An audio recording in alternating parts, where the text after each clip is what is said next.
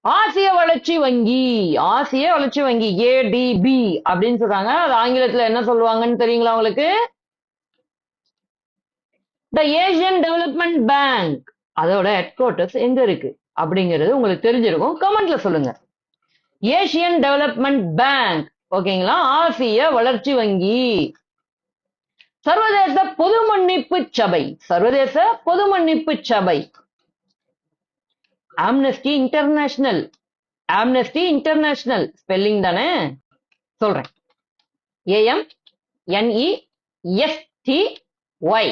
Amnesty. INTER NATAION AL international.